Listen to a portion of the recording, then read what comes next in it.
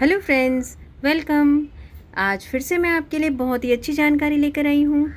इन फूलों को देखकर आप समझ ही गए होंगे कि ये जानकारी है कनेर के बारे में। आप देखिए इनके फ्लावर्स कितने ब्यूटीफुल हैं। दे आर सो ब्यूटीफुल, आप देखिए। और ये बंचेस में होते हैं तो और भी प्यारे लगते हैं। इनकी कलियाँ आप देखिए कितनी सुंदर हैं। और ये हर एक ब्रांच पे आपको ये मिलेंगे। बहुत ही ब्यूटीफुल फ्लावर्स हैं। अगर हम इनका अच्छे से ध्यान रखेंगे तो ये 12 मासी हैं, इसीलिए हमें ये हर सीज़न में अच्छे से फूल देंगे। मेरे पास दो वैरायटी में है, एक तो ये लाइट पिंक कलर है और एक ये रेड कलर वाला है। ये बहुत से कलर में उपलब्ध है, इनमें वाइट कलर भी आते हैं और अलग अलग वैरायटी में है। जैसे कि आप ये देख सकते हैं, ये सिंगल लेयर्ड है, लेकिन इनमें बहुत सारे लेयर्स वाले फ्लावर्स भी आते हैं। उन्हें भी हम कनेरिया ओलिएंडर नाम से जानते हैं। इन्हें हम नियरियम ओलिएंडर के नाम से भी जानते हैं और इनका बोटेनिकल नेम है थेवेशिया पेरुविएना।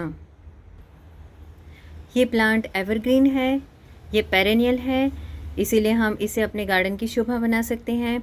बस हमें ये ध्यान रखना है कि इसकी जो पत्तियां हैं, इसके जो फूल हैं, अगर हम उन्हें तोड़ते हैं तो फिर अच्छे से हमें हाथ धो लेने हैं।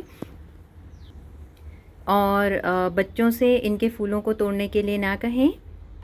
हमें खुद इनके फूलों को तोड़ना है और फिर इनका इस्तेमाल पूजा के लिए करना है। ये एडिबल नहीं है, तो बहुत ध्यान रखें फ्रेंड्स कि ये सिर्फ ऑर्नामेंटल प्लांट है।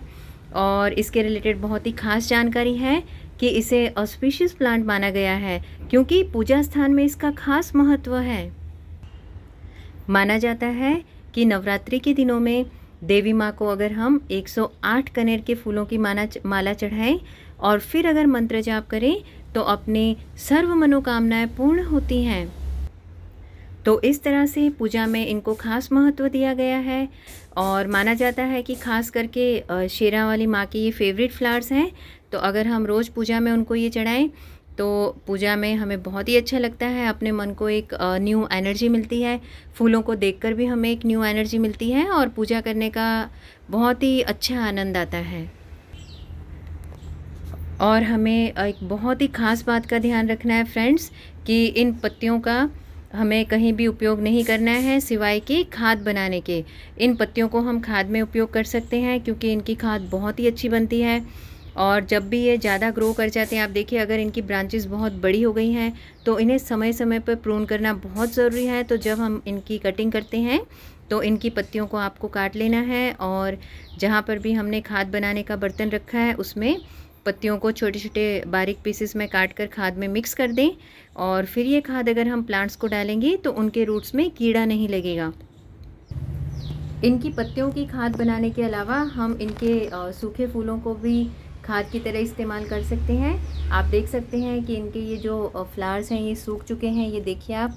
तो इनको हम फेंकें ना, इन्हें फेंकने की बजाय हम इनको ले लें और खाद में डाल दें। आप देखिए काफ़ी सारी ब्रांचेस पे ड्राई फ्लावर्स आपको दिखेंगे।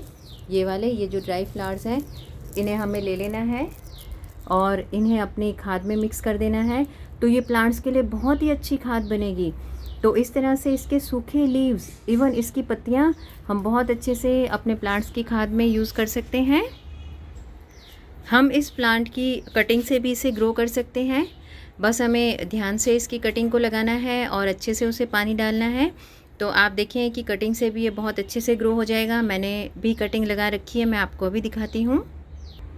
ये देखिए फ्रेंड्स, मैंने कटिंग लगाई थी और बहुत अच्छी कलियाँ आ गई हैं। और देखिए मैंने सिर्फ एक बैग में ही इसकी कटिंग लगा दी। आप देखिए इस बैग में इसकी कटिंग लगा रखी है मैंने। तो इसे बहुत ज़्यादा स्पेस की भी ज़रूरत नहीं है, हम आसानी से इसे लगा सकते हैं और बहुत ज़्यादा केयर की भी ज़रूरत नहीं है इसे।